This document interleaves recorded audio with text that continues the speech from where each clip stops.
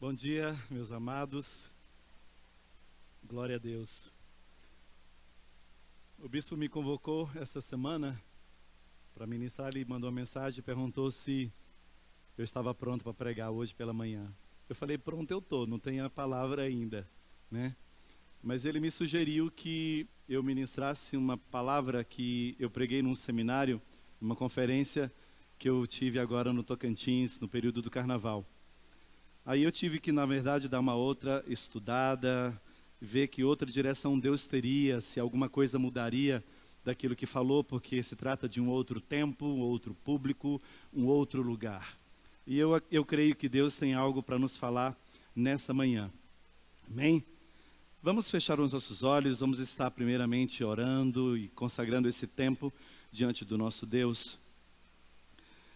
Paizinho, nós queremos render graças mais uma vez nesta manhã diante do Senhor. Queremos te agradecer, meu Deus, porque o Senhor é bom e tem cuidado das nossas vidas. Obrigado porque do alto dos céus o Senhor tem olhado para nós e tem separado um propósito, tem feito algo em favor das nossas vidas. O Senhor tem olhado para o nosso coração, tem conhecido as nossas fraquezas, tem visto as nossas debilidades, mas também o Senhor, sobretudo, tem visto e percebido e conhecido o nosso coração. Nessa manhã, meu Deus, nós queremos nos esvaziar de tudo aquilo que nós somos, de tudo aquilo que temos, daquilo que possuímos, para estar unicamente, ó Pai, diante da presença daquele que conhece profundamente o nosso coração. É nesse momento, meu Deus, que nós nos livramos de todo o peso. É nesse tempo que nós nos libertamos de todas as cargas que carregamos e nos colocamos totalmente, ó Pai, livres diante da presença do Senhor. Usa, meu Deus, essa palavra para falar ao nosso coração, para alimentar o nosso espírito e para nos fortalecer, meu Deus, diante das dificuldades que dia após dia nós enfrentamos na nossa vida. Cada um dos teus filhos, ó Pai, que chegaram aqui esta manhã, e aqueles que nos assistem, meu Deus, também pela internet. Eu sei que cada um, meu Deus, tem um anseio dentro da sua alma. Cada um tem um anseio no seu coração. Cada um de nós deseja algo do Senhor. Mas eu quero te pedir que nesta manhã o Senhor abra o nosso coração para que nós, ao contrário de tudo isso, venhamos perceber e entender e enxergar o que o Senhor quer de cada um de nós. Eu sei que nós temos um anseio, um desejo, uma expectativa diante do Senhor. Que a tua igreja, que os teus filhos nesta manhã conheçam também qual é a expectativa do Senhor para a vida deles. Amém? Glória a Deus. Abramos nossas Bíblias no livro de Gálatas, no capítulo 5, a partir do verso 16. Eu não estou com Bíblia aqui em cima, tá? Mas eu tenho tudo copiado e colado aqui, para que se porventura alguma coisa que fale, eu tenho aqui. Olha o que diz Gálatas 5, 16 até o 26. Digo, porém, andai no Espírito e jamais, de maneira nenhuma, satisfareis a concupiscência da carne. Porque a carne milita, ela briga, ela luta contra o Espírito e o Espírito contra a carne. Porque eles são opostos entre si. Para que não façais o que porventura seja do vosso querer. Mas se sois guiados pelo Espírito, não estais sob a lei. 19. Ora, as obras da carne são conhecidas. É coisa cotidiana, faz parte praticamente do nosso dia a dia. As obras da carne são prostituição, impureza, lascívia, idolatria, feitiçarias, inimizades, porfias, ciúmes, iras, dissensões ou discórdias, facções, invejas, bebedices, glutonarias e coisas semelhantes a esta, a respeito das quais eu vos declaro como já outrora vos preveni, que não herdarão o reino de Deus os que tais coisas praticam. Percebe que nós estamos sendo rodeados o dia inteiro de tudo aquilo que pode causar a nossa morte ou a nossa destruição? Então estejamos alertas e atentos a isso. Mas muito maior é aquele que está em nós do que aquele que está no mundo. 22. Mas o fruto do Espírito é amor, alegria, paz, longanimidade, benignidade, bondade, fidelidade, mansidão e domínio próprio. É com essas armas que nós vamos lutar contra tudo isso que nós lemos antes. Contra estas coisas não há lei, não há julgamento, não há questionamento que se lance sobre a vida de quem age dessa maneira. E os que são de Cristo Jesus crucificaram a carne com as suas paixões e concupiscências. Se vivemos no Espírito, andemos também no Espírito. Não nos deixemos possuir de vanglória, provocando uns aos outros, tendo inveja uns dos outros. Estamos numa comunidade e convém que aqui nós nos tornemos uma família. Se você vê lá, a nossa visão é ser uma família acolhedora, que abraça, que cuida, que protege. Então o desafio de você, que faz parte dessa comunidade, é, se ainda não for, se tornar família. Amém? Coloca para mim, por favor, também o Salmo 1. Vou ler só um pouco aqui. Bem-aventurado o homem que não anda no conselho dos ímpios, não se detém no caminho dos pecadores, nem se assenta na roda dos escarnecedores. Antes, o seu prazer está na lei do Senhor, e na sua lei, medita de dia e de noite. Ele, essa pessoa que medita em Deus de dia e de noite, ele é como uma árvore plantada junto à corrente de águas que no devido tempo não falha, ele vai gerar fruto, ele vai frutificar. Que no devido tempo dá o seu fruto e cuja folhagem não murcha, e tudo quanto faz será bem sucedido.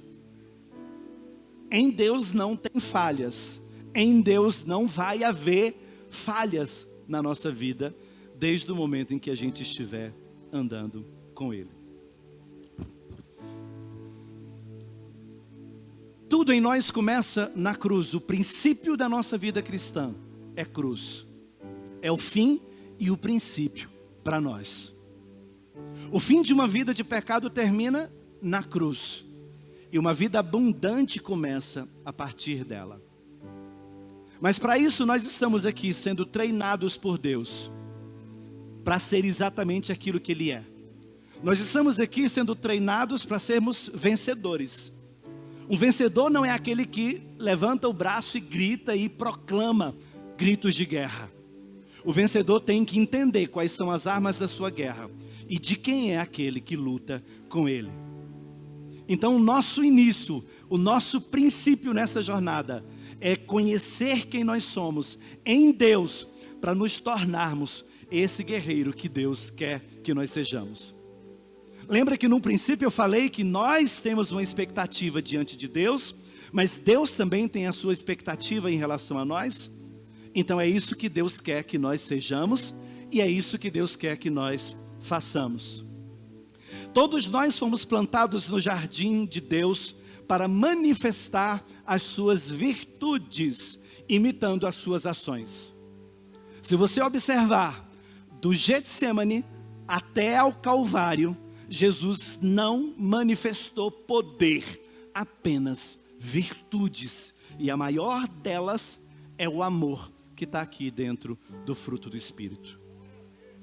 A presença de Deus em nós vai nos levar a fazer o que Ele faz e nos induzir a ser o que Ele é ou como Ele é. Nós estamos aqui para entender tudo isso e nos tornar semelhantes a Ele, não apenas na nossa aparência, naquilo que nós usamos por fora, mas também naquilo que nós somos interiormente. Produzir o fruto do Espírito naturalmente se manifestará como uma consequência de uma vida de intimidade com Deus. Uma vida de intimidade com Deus vai nos fazer gerar o fruto do Espírito, aquilo que às vezes nós julgamos sermos incapazes de fazer. Deus irá mudar tudo em nós para florescermos onde Ele nos plantou. Foi aqui que Ele te plantou, é na tua empresa, é na tua casa, é na tua família, onde você for plantado, Deus vai te conduzir a também ser ali frutífero. Nele nós encontraremos os princípios, dos quais Ele nunca abrirá mão. Nós não iremos negociar com Deus, Ele não abre mão dos seus princípios. O nosso ano é o ano do alinhamento. E na pregação que eu fiz sobre o alinhamento do céu com a terra, eu disse: amados, o meu problema não é com Deus. Eu não tenho problema nenhum com Deus. Eu sei que Ele é poderoso, eu sei que Ele é maior do que todas as coisas. Eu sei que com Deus eu não combato, porque se combater eu perco. Então o meu problema está aqui nessa dimensão. É com você que eu tenho que conviver e alinhar aquilo que eu sou e aquilo que eu faço. Então nós não temos problemas com Deus, por isso Ele vai gerar em nós a capacidade de produzir o fruto do Espírito em toda a sua essência. Servir a Deus é como estar num beco sem saídas, e a decisão mais sábia que podemos ter nessa fuga louca que nós temos de Deus é levantar as nossas mãos e nos rendermos num beco sem saída. Quando você não tem para onde correr, a polícia ou o bandido vem atrás, levanta a mão e se rende, porque isso pode salvar a sua vida. E muitas vezes nós nos debatemos, nós estamos em Deus, Deus nos chamou aqui. Se você um dia ouviu a voz de Deus, você não tem saída. Servir a Deus é um caminho sem volta. Entrou, não tem saída. A única saída é o céu. Nós somos o veículo através do qual Deus escolheu para mudar a nossa geração. Portanto, desde o primeiro momento em que nos encontramos com Ele, Deus trabalha incessantemente para cumprir esse propósito em nós. Não tem fuga, não tem saída. Deus nos chamou. Às vezes você fez um dia, aqui você fez a sua aliança. Sabe aquela oraçãozinha que você repete? Amados, aquilo ali não é uma oração que se repete. Aquilo ali você está firmando uma aliança com um Deus Todo-Poderoso. E quando essa aliança é firmada, eu e você podemos até nos desviar dela, não reparar nos seus detalhes, mas Deus sempre vai lembrar daquilo que você disse, mesmo que inconscientemente. Sabe aquele contrato que você assina de letras miúdas? Parece que acontece às vezes isso. Nós assinamos esse contrato e não nos demos conta de que o Deus que nós estamos lidando com Ele é justo, é fiel, é bom. E nós temos que nos encaixar, vestir a camisa da empresa, porque senão a gente pode ser demitido. Deus não vai nos demitir, mas Ele vai insistir em fazer conosco aquilo que Ele quer. Agora que eu vou entrar no primeiro ponto, glória a Deus, tudo isso é introdução. Somos raiz e fruto de uma igreja reformada. Quando Jesus morre, ressuscita e é ascendido aos céus, uma longa jornada, um trabalho vai ser iniciado uma história vai ser construída. Aquilo que foi vivido com Cristo vai começar a ser contado, recontado, até que essa história um dia chegasse até nós. De lá para cá são mais ou menos uns 2000 anos. Mas à medida que o tempo passava, à medida que os séculos iam passando, essa verdade que um dia foi escrita através do sangue derramado na cruz, começou a ser deturpada, distorcida, e uma outra história começou a ser contada, atrelada a essa história. Até que um dia Deus resolve mudar essa história. Mas para mudar tudo isso, Deus não vai operar milagres. Ele vai usar homens e mulheres como eu e você para cumprir esse propósito. Então Deus se indigna com isso. O fruto que era para ser produzido, o fruto que era para ser gerado a partir da obra da cruz, começou a ser totalmente mudado, totalmente equivocado. E Deus vem para mudar tudo isso. O homem deixou de ter amor, deixou de ter paz, já não era longânimo, não tinha fidelidade, nem sequer, e o principal é o domínio próprio, não tinha domínio daquilo que queria, das coisas que desejava, e os seus passos se desviaram para longe de Deus. E um desvia e começa a conduzir todos os outros na direção em que ele está caminhando. Então aparece Deus na história e entende que tudo está fora do eixo e agora Ele quer colocar tudo novamente nos prumos. Nós menonitas somos raiz, somos igreja de uma raiz histórica. Quem não sabe, nós agora no ano de 2025 iremos completar 500 anos de existência. Então por isso em alguns momentos somos tidos por turrões, brigões, antipáticos, pois nós não negociamos alguns pontos, ou os pontos da nossa doutrina, ou da doutrina da qual nós fomos gerados. Nós podemos até permitir cortar alguns galhos, mas nunca podar as nossas raízes. E o que aconteceu é que as raízes estavam sendo arrancadas, as raízes estavam sendo cortadas. E muitas vezes a nossa preocupação única está no fruto, mas não nos preocupamos de que raiz esse fruto está sendo gerado. Então nós prezamos por aquilo que nos gerou, nós prezamos por aquilo que fomos gerados, a história que nos concebeu. Porque se eu vier a negar tudo isso, é como um pai que repudia, um filho que repudia os seus pais. Depois de crescer e desenvolver e conquistar, ele já despreza aquele que foi o que gerou. Às vezes é um homem simples do campo, que passa o dia inteiro capinando, plantando, colhendo. Esse é que gerou o filho que hoje é doutor. E às vezes nós não consideramos isso. Alguém deu um dia a sua vida por causa da minha vida. E esses marcos precisam ser mantidos. É preciso se saber de onde é que nós viemos. Se eu não tiver conhecimento de que raiz eu fui gerado, na primeira oportunidade que eu tiver, eu decepo e corto. Então é preciso saber. A igreja precisava se arrepender dos rumos que havia tomado e tornar atrás.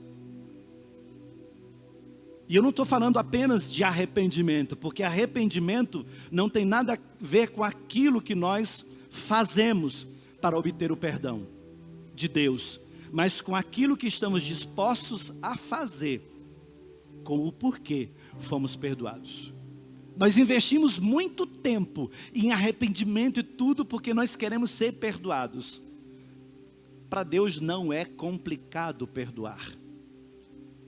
O problema é o que nós vamos fazer com o perdão que nós adquirimos. O que eu vou fazer agora com tão grande perdão que Ele me deu. É aí que está o nosso grande desafio.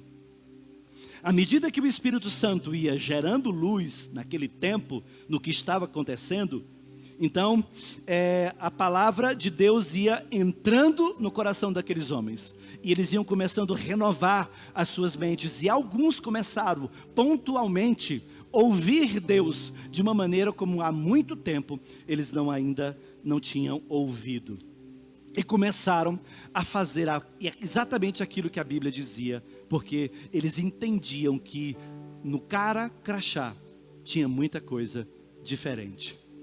E a partir daí muitos conflitos foram gerados e perseguições sangrentas também. Mas quanto mais as perseguições aumentavam, maior era a convicção, né, em ouvir a voz do Espírito Santo. Isso é no início. Eles foram perseguidos porque resolveram fazer uma releitura de tudo aquilo que eles estavam vivendo. A Bíblia diz isso, nós estamos fazendo isso, tem algo errado e nós precisamos mudar. E aquele que desejou fazer a mudança começou a ser perseguido e muitos deles foram mortos. Eles não se desviaram do propósito. O que hoje na nossa geração, Nutella, né, que quem trabalha com a Nutella aí, a pastora Suleia, a nossa geração não suportaria os desafios que esses homens enfrentaram, dando para isso as suas próprias vidas. Nós não estamos prontos para morrer. Nós queremos viver. A gente quer no mês que vem um aumento de salário. A gente quer abrir a nossa empresa. A gente quer fazer a nossa viagem dos sonhos. Isso é essa geração que nós somos. É um iPhone que eu não tenho. Cada celular meu, amados, dura 10 anos. Eu não estou nem aí. Eu quero tirar foto, mandar foto, receber foto, mandar mensagem, receber mensagem. Acabou. Agora eu gosto de fotografar. Aí eu comprei uma câmera semi-profissional. Dá prazer de você montar a foto que você quer. Agora eu vejo famílias em desespero, porque tem algumas coisas que foram lançadas no mercado e nós ainda não temos.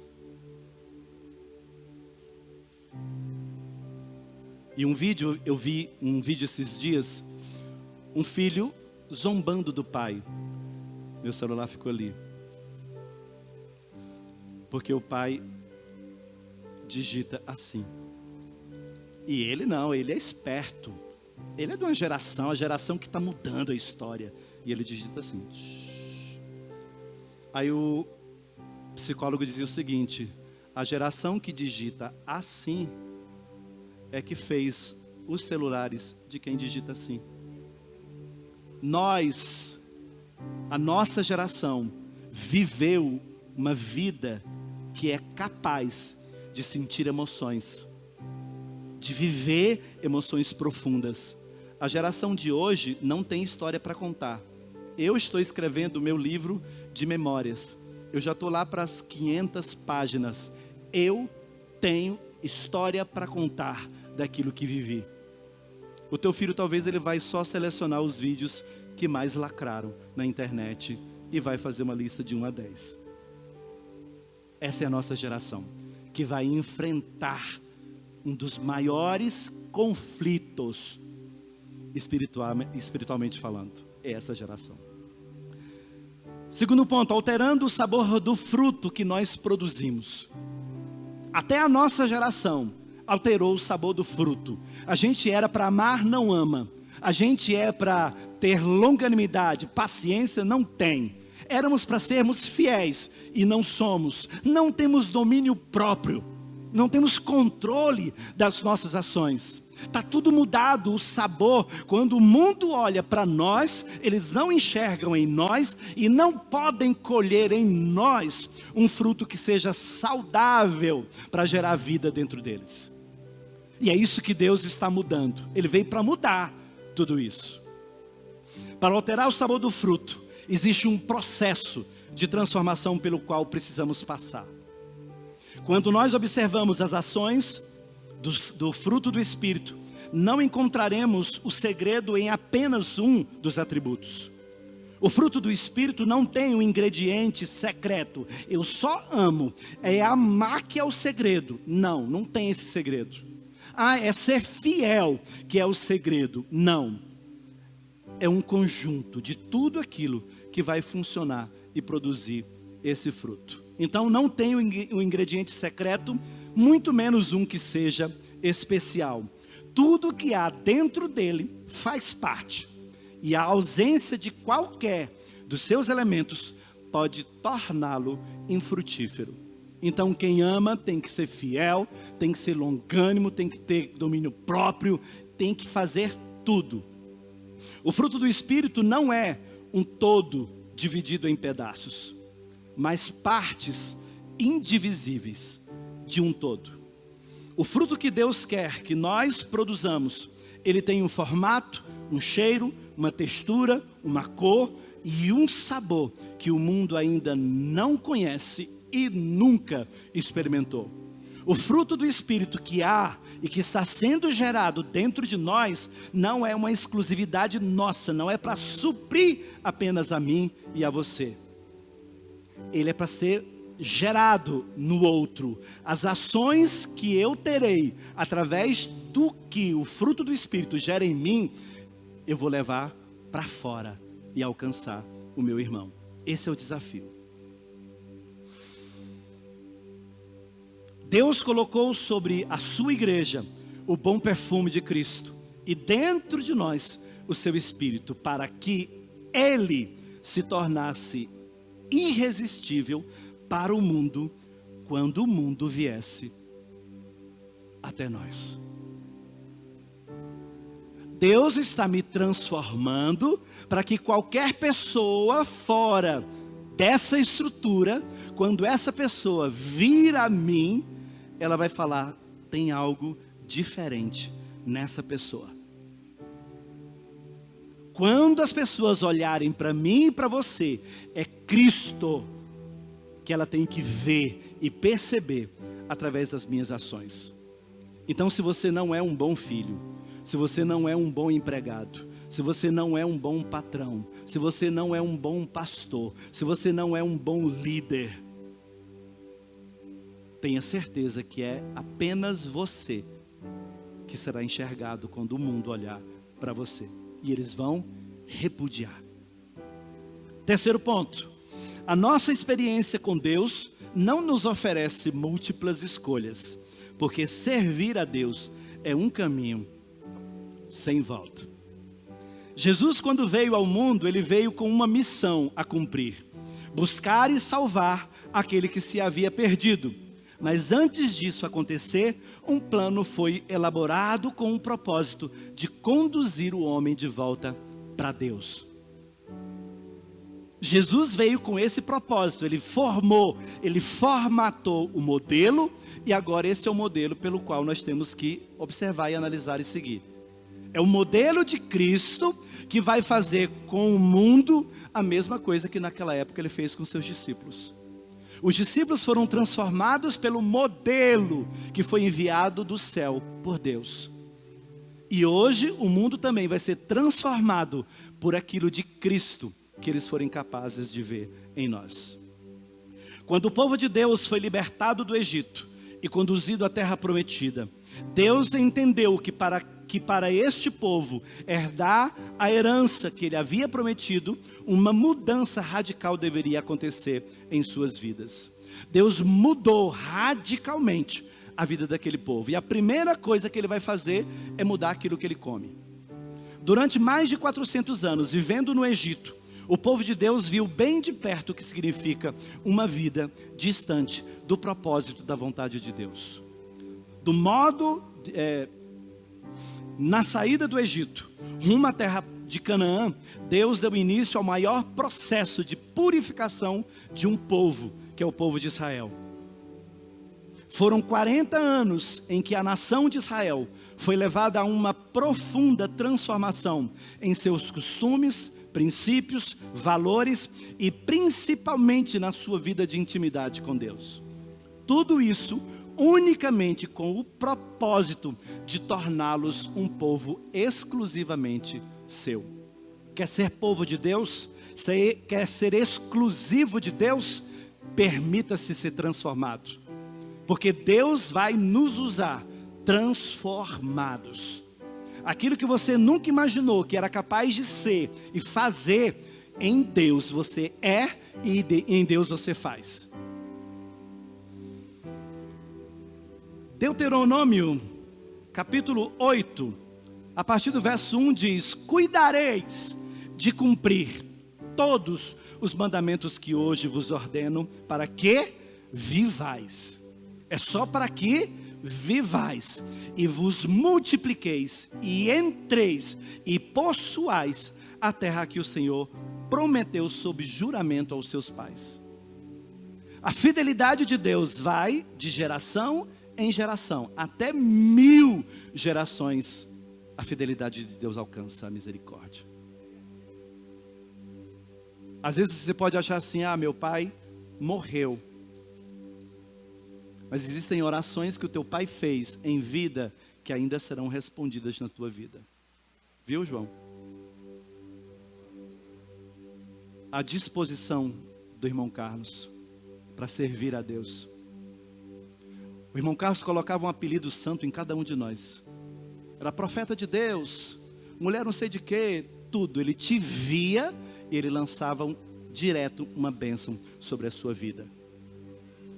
E ele vivia isso tão intensamente, que na porta da casa dele estava escrito: Jesus Cristo é o Senhor. Quando você entrar nessa casa, não tenha dúvida de quem é que tem o controle dela. Então a promessa que Deus fez na vida dele vai gerar dentro da tua geração filhos, netos, e quanto tempo Deus ainda nos fizer, para tu também. Recordar-te-ás de todo o caminho pelo qual o Senhor teu Deus te guiou no deserto estes 40 anos, para quê? Humilhar, provar, para saber o que estava no teu coração, se guardarias ou não os seus mandamentos. Às vezes Deus quer provocar algo em nós, para ver se a gente grita e diz alguma coisa, expressa algo. Nós somos tão silenciosos que Deus, Ele não quer adivinhar os seus pensamentos. Ele quer saber qual é o desejo do teu coração. E fala, expressa, diz com os seus lábios, para que Ele conheça o que é. Ele é poderoso, eu sei. Mas antes de tudo, Ele é o nosso Pai, que nos afaga, nos protege e cuida de nós. Ele te humilhou e te deixou ter fome e te sustentou com maná que tu não conhecia, nem teus pais conheciam, para te dar a entender que não só de pão viverá o homem. Deus proveu para eles um alimento vindo do céu, que eles não conheciam. E de lá para cá, amados, nós experimentamos tudo que você pode imaginar. Nós já nos alimentamos de tudo aquilo que a gente nem tem conta e tem noção. A gente morre por aquilo que nós comemos. Por isso a minha dieta, eu faço dieta, tá? A minha dieta é: come menos o que gosta mais, come mais o que gosta menos. Aparecido me chamou para jantar esses dias na casa dele, tinha batata doce. Eu detesto batata doce. Fui lá e comi batata doce. Comi quase 2, né? Comi e tudo. Eu não gosto, como mais. Eu sou apaixonado, como menos. Essa é a minha dieta. João 6, 51 a 58 diz: eu sou o pão vivo. Ele é o alimento, ele é o suprimento, a essência do fruto do Espírito, que desceu do céu. Se alguém dele comer, viverá eternamente. E o pão que eu darei pela vida do mundo é a minha carne. Alimenta dele, é nele que nós temos que nos suprir. É preciso provar dele. É uma condicionante. E impreterivelmente todos nós deveremos experimentar. É em Cristo que iremos experimentar a vida dentro de nós. Verso 52. Disputavam, pois, os judeus entre si, dizendo: como pode este dar-nos a comer a sua própria carne? Aquele que desejar manifestar o fruto do Espírito precisa estar disposto ao sacrifício. Respondeu-lhe Jesus: em verdade vos digo, se não comerdes a carne do Filho do Homem, não beberdes o seu sangue, não tendes vida em vós mesmos. A vida que buscamos manifestar através do fruto do Espírito está nele. Ele é o pão vivo que desceu do céu. É nele que nós vamos corrigir a nossa dieta espiritual, para entrar nessa dimensão que Deus quer que nós estejamos. Quem comer, 54, quem comer a minha carne e beber o meu sangue tem a vida eterna, e eu o ressuscitarei no último dia. Aqui se encerrará, eu estou lendo aqui, tá?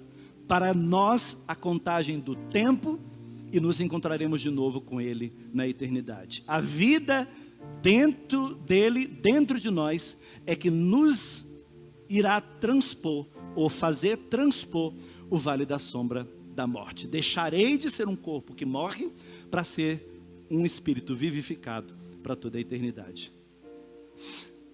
55, pois a minha carne é verdadeira comida e o meu sangue verdadeira bebida. A comida das quais nos alimentamos, que nos matam, que não matam a nossa fome, mas que nos vicia através de uma necessidade doentia. Aos poucos nos viciamos nela e nos tornamos dependentes. Quem comer, no 56, quem comer a minha carne e beber o meu sangue, permanece em mim e eu nele. Assim como o Pai que vive me enviou, e igualmente eu vivo pelo Pai, também quem de mim se alimenta por mim, viverá. Deus mudou a dieta alimentar do seu povo, e lhes deu a comer maná no deserto, por 40 anos. Ele se utilizou disso para desintoxicar, limpar tudo aquilo que estava dentro do povo dele. Então, de tudo aquilo que eles haviam se alimentado durante tanto tempo, quando eram escravos no Egito. Só assim, eles estariam prontos para entrar na terra prometida. Do que nós estamos cheios? O que está impregnado dentro de nós que precisa ser tirado? Então Deus vai desintoxicar, tirar, nos dando um alimento espiritual que é o pão vivo que desceu do céu. Deus enviou seu único Filho para nos resgatar das trevas e nos transportar para o reino do Filho do seu amor. De que maneira? É Jesus, o pão vivo que desceu do céu. É Ele que vai fazer esse processo acontecer. E o quarto e último ponto, o que vem depois? Depois de nos alimentar, depois de dieta transformada, depois de vida restaurada, o que vem depois? Nos dias atuais, a igreja alterou muito os seus hábitos, mudou os seus costumes e tem gastado as suas energias tentando produzir o fruto que os homens e o mundo está comprando. É comum uma empresa abrir, eles contratar consultoria. O que está se comendo aqui? Esses dias descobriram que a universidade aumentou, acho que em média, talvez 7 mil o número de alunos. Esse aqui pinhou agora de kitnet, está lotado. Então é isso que eles estão consumindo, então é isso que nós vamos dar. Parece que em algum momento a igreja também começou a olhar assim. Eu tenho um canal na internet e eu estou querendo trazê-lo novamente de volta com outra roupagem. Aí eu fui chamar uma pessoa para me ajudar a pensar, e foi exatamente esse conselho que ele me deu. Eles estão consumindo isso, trabalha nessa direção. Eu vim para casa, orei, e Deus falou, é para falar o que eu quero. Comida indigesta, mas é a comida que vai ser servida na mesa. Se é indigesta, é porque ainda tem problema naquilo que come. Eu fiquei horrorizado, porque em algum momento a igreja também começou a pensar assim. Eu vou pregar o que eles gostam, como disse o João. Todo mundo aí fala de prosperidade. Tu não vai ver aqui. Eu acho que eu não lembro. Tem quantos anos que a gente não fala sobre dar dinheiro? Nunca a gente não faz isso. Sabe por quê? Nós somos firmados pelas raízes. Nós temos princípios, nós estamos firmados em valores que não vai permitir que nós negociemos os nossos princípios. A igreja, Deus nos incumbiu como igreja de realizar aqui na terra a sua obra mais excelente, para ser a representante legal do seu reino aqui na terra. Então foi para isso que a igreja foi formada. Por isso convinha que nós fôssemos transformados. Eu sou o representante de Deus, então vou pegar os princípios dele. É baseado nos princípios celestiais que a gente vai ordenar todas essas coisas. Por isso que o nosso ano é o alinhamento do céu com a terra, ou da terra com o céu. Não faz sentido uma igreja viver aqui na terra sem obedecer os princípios que são determinados por Deus no céu. A igreja influenciou durante algum tempo, mas também ela foi influenciada. E nós, que aqui estamos nessa manhã, fomos plantados nessa geração para frutificar nela. Pois a influência que a igreja vem sofrendo só denuncia que a obra que Deus deseja fazer no meio dela ainda não foi consolidada. A igreja precisa mudar, ou não vai ser capaz de gerar o fruto que Deus espera dela.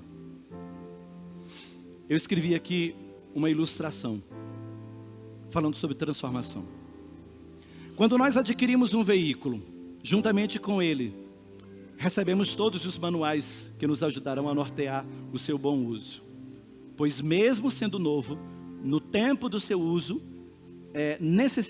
necessitará de algumas revisões pontuais, obrigatórias. Quando percebemos alguma alteração no funcionamento desse veículo, procuramos imediatamente o olhar de um profissional para buscar avaliar a extensão desse problema. E depois de uma profunda análise dos componentes de suas engrenagens, recebemos em mãos o orçamento. O objetivo final, depois de receber o orçamento, é fazer os ajustes necessários, como reparos, reposições de peças, lubrificantes, filtros e etc. Mas tudo isso tem um custo, e na maioria das vezes um custo muito alto. Então, parado na oficina, o veículo precisa ser desmontado, e onde houver uma conexão prejudicada, ela precisa ser restaurada, para que seja devolvida ao veículo a capacidade de cumprir o propósito para o qual ele foi idealizado. Com o orçamento em mãos, cabe então a nós, donos do veículo, a decisão de autorizar ou não os reparos necessários para tornar o seu bom funcionamento. É isso que Deus está fazendo com a gente. Lembra quando você chegou aqui na igreja que a tua vida estava em paz e você fez aquela oraçãozinha simples e você voltou para casa e você disse que a sua vida virou um inferno? Não, a sua vida não virou um inferno. Deus está dizendo onde precisa fazer os reparos. Tudo aquilo que antes você não via, não enxergava, não percebia, Deus vai trazendo. Filho, é aqui. Tem um reparo com o filho, tem um reparo com o esposo, tem um reparo com o patrão, tem muitos reparos.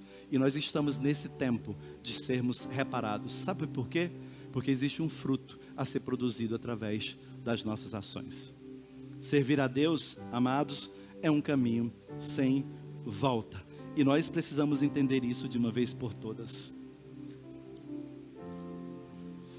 Já vou terminar, fica tranquilo. O desafio de todos nós, em nossa jornada cristã, é a espera pelo tempo da frutificação. No entanto, cometemos o erro de achar que tudo começa primeiramente nele. Eu preciso me sujeitar primeiramente, ou sujeitar primeiramente a minha vida, para que a transformação necessária em mim aconteça. Eu li um livro chamado Enraizado, e o autor, chamado Benning, ele diz: no ciclo de crescimento das plantas frutíferas, o fruto é a última coisa. Daí concluímos que é na inspiração e introspecção que conhecemos a intimidade com Deus. É através dessa intimidade que conhecemos e que conheceremos e entenderemos os mecanismos celestiais que nos revestirão da autoridade que nós necessitamos para proclamar as virtudes daquele que nos chamou das trevas para a sua maravilhosa luz. Tem muita gente que gosta dos cultos de poder, né? O fogo desceu, é poder. Acabou o incêndio, sai e vá proclamar as virtudes. Domingo passado eu estava aqui, o bispo estava aqui, eu cheguei aqui e tinha uma irmã ali. Eu cumprimentei ele, ele me abraçou, me beijou, eu estendi a mão e fui cumprimentar a irmã. Cumprimentei uma, duas, três, e ele percebeu. Eu falei: amada, o pastor está te cumprimentando. Ela veio, triscou na minha mão e voltou para o seu lugar. Se eu não consigo produzir um fruto aqui dentro, eu não sei do que eu sou capaz de fazer do lado de fora. Não é porque é o Paulo, não é porque é um pastor, é porque foi comprado e ele tem um dono. A partir daqui, nós precisamos produzir esse fruto que Deus espera de nós. Como Deus não busca resultados temporários ou temporais, Ele vai querer mudar ou nos mudar por inteiro. Sendo assim, Ele irá tocar em toda a nossa estrutura. Para frutificarmos, é preciso primeiro nos sujeitar aos padrões celestiais. Na maioria das vezes, o nosso foco está nos palcos e plataformas, mas é pelos frutos que conheceremos e seremos conhecidos. Pode subir aqui, pode cantar, pode pregar, pode pular, pode ser o mais vibrante de todo, mas é pelos frutos que nós seremos conhecidos, pelos homens e também por Deus. Por isso Deus nos tocará em nossa intimidade. Não seremos apenas alterados, mudados, mas totalmente regenerados. É o que Deus quer. A partir do barro que fomos gerados, criados, Deus fará tudo outra vez. Tu acha que tu não servia para nada? É desse nada que Deus vai fazer tudo, tá? Concluindo, a conclusão é muito grande, eu vou pular ela, tá? Os primeiros cristãos, não, vou deixar. É muito grande.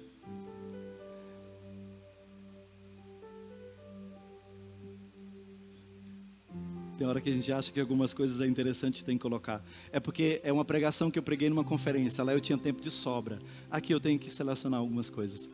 Nicole, por favor, pode soltar aí para mim, por favor.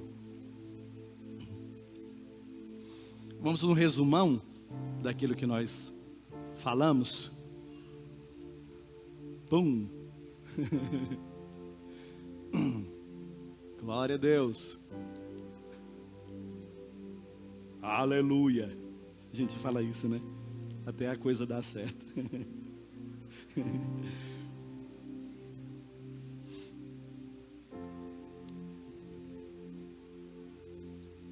Estou tentando ver se tem mais alguma coisa aqui, mas acho que já falei sobre tudo. Yes. Sim. Pode passar os dois textos. Yes. O lugar onde tudo começa é que eu falei no Salmo 1, árvore plantada junto à corrente de águas. É dali que vamos receber o suprimento e o alimento de Deus, que vai fortalecer a árvore que está plantada, e a partir daí ela vai ter condições de produzir e gerar os seus frutos. Às vezes você acha que não tem capacidade, às vezes você acha que você jamais faria determinadas coisas, mas você talvez não tenha produzido o seu fruto, porque você está plantado no lugar errado. Vá para junto do riacho, vá para o rio de vida que é gerado no trono de Deus, que você vai entender o que significa frutificar em Deus. Para alterar o sabor do fruto, existe um processo de transformação pelo qual precisaremos passar. Aqui estão as parreiras, aqui está o fruto que foi produzido, aqui é o que foi gerado dele. Às vezes você ainda está no processo, voltando, às vezes você ainda está no processo inicial. Deus ainda está produzindo e gerando e fortalecendo as suas raízes. Outros já podem estar aqui no fruto, que já foi gerado. Tem gente que já está frutificando e não é melhor do que esse. Mas tem uns que já estão ali, multiplicando o fruto que foi gerado em si. Pai, O fruto que desejamos produzir precisa ter as suas raízes firmadas no céu. Nós queremos produzir frutos, mas a partir do quê? Qual é o princípio? De onde eu vou partir nessa frutificação? E a gente viu aqui hoje que Deus primeiramente quer mudar a nossa dieta, transformar a nossa vida, mudar, regenerar o nosso coração. E tudo isso nós vamos encontrar nos alinhando com Deus no céu. Raízes são estruturas nas quais as plantas se estabelecem para cumprir o seu propósito de nascer, crescer e se multiplicar. Raízes de todos os tipos, só para a gente entender que uma árvore ela pode ter 3 metros aqui, mas 5 de raízes para baixo. Eu preciso ter essa estrutura para me sustentar no momento das dificuldades. E é exatamente nesse ponto que Deus começa a trabalhar, regenerando o nosso coração, tirando os entulhos, mudando, tirando tudo aquilo que está obstruindo o processo, até que lá no fundo você percebe que tem algo interessante que precisa ser observado. E esse é o fruto. O objetivo é o fruto. O fruto é o objetivo de todos nós aqui. E nós vamos ver mais no final. O fruto do Espírito não é um todo dividido em pedaços, mas partes indivisíveis de um todo. Para frente. Amor, alegria, paz, longanimidade, benignidade, bondade, fidelidade, mansidão, domínio próprio. Não trabalhe exclusivamente com um. Não seja a pessoa mais amorosa do mundo e a menos infiel. Não seja a mais fiel de todas e a que tem menos paciência. Seguindo. Ter em si a essência do fruto significa que quando alguém provar a sua vida, ela terá o gosto de Jesus. Olhando para você, ela tem que ver e perceber quem Cristo é. Assim toda árvore boa produz bons frutos e toda árvore má produz maus frutos. O fruto bom, e às vezes nós estamos estragados e precisamos de sermos transformados para que o nosso fruto seja agradável. Qual é a glória? O bispo já disse isso aqui na pregação, você viu? Qual é a glória maior? Descer da cruz ou levantar do túmulo? O fruto é produzido em mim, mas não é somente por causa de mim. Ele é produzido em mim para servir o outro. O fruto é para demonstrar o amor de Deus e alcançar os filhos que foram comprados. Essa é a geração 70. O que nós comíamos era esse corpinho que era gerado. E agora essa é a nossa geração. Comeu errado, tem dificuldade. Espiritualmente nós somos assim. Espiritualmente nós retemos tudo aquilo que era para distribuir. A igreja precisa entender que o propósito final de Deus nessa terra é frutificar, é levar para fora, é alimentar gente, é cuidar de gente, é suprir pessoas nas suas dificuldades. Esse é o todo em partes. Os gominhos.